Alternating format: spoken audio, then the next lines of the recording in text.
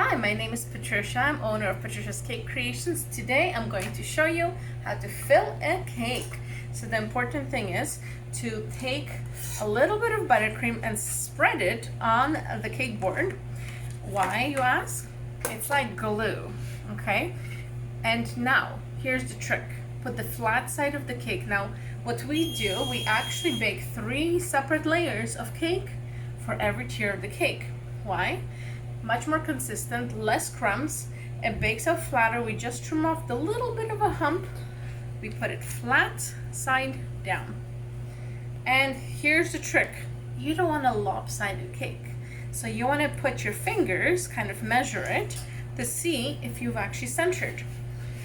Then what you want to do is put a good amount of buttercream on your cake layers. Now, it's up to you how much you're actually putting in. This is strawberry buttercream. We actually use a Swiss meringue buttercream and we add pureed strawberries. Can you see how absolutely amazing it is? It's like heaven. It makes you think of a beautiful June day.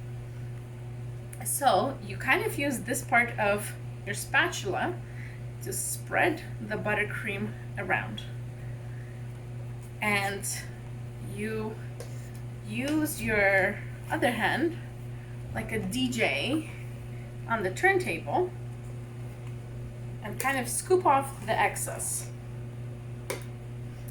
You want to make sure it's as level as you can. As you can see, it's actually sliding around a little bit on me, and that's because we add so much strawberry puree that sometimes it does that. It's essentially the liquid in the strawberry puree that's starting to kind of slide around against the delicious fat of the Swiss meringue buttercream. So when it's as level as you can get it, and this is where we exercise, we do squats to make sure that it's actually flat. The next layer of cake, we put the cut side down. Before we push down, again, we do squats, and we want to make sure that it's actually centered and level. You kind of gently push on it. You don't push too hard because you don't want the yummy, delicious buttercream to squeeze out. So then again, we repeat the process. Oopsie daisy. And as you can see, a little bit of the puree, I guess, hadn't incorporated perfectly, but that's okay. You can actually tell it's real. No jam, no fake flavor extracts, no preservatives in my buttercream. Doesn't your family deserve the best? So as you see, I'm just kind of gently pushing it around to get it level. I will remove a little bit of the excess that we don't need, and I will remove it from the sides.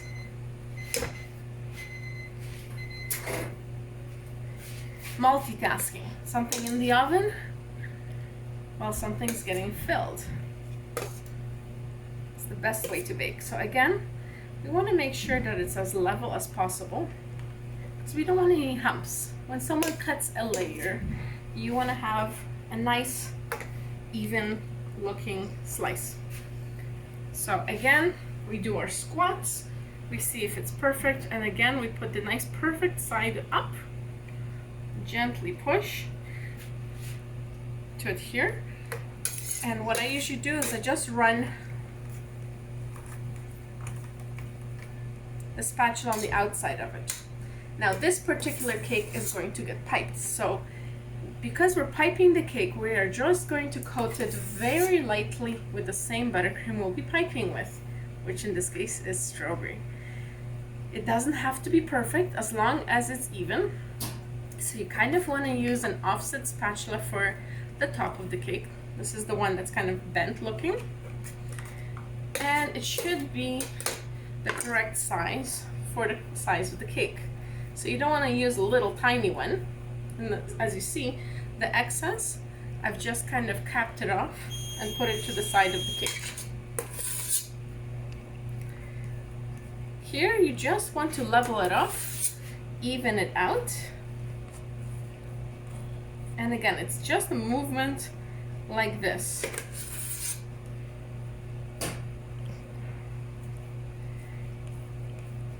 It's not a thick layer of buttercream. Essentially, it's like a crumb coat because we're gonna pipe beautiful rosettes on this cake. And we don't want to put a thick layer of buttercream when we're already gonna be piping some buttercream on the outside.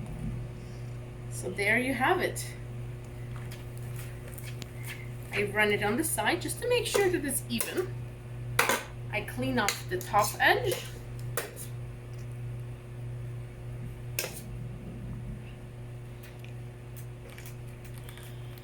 And that's it. Now the cake is going in the fridge or freezer, depending on where you have space. You do want it to chill and refrigerate because it's much easier to pipe on a cake that is more solid.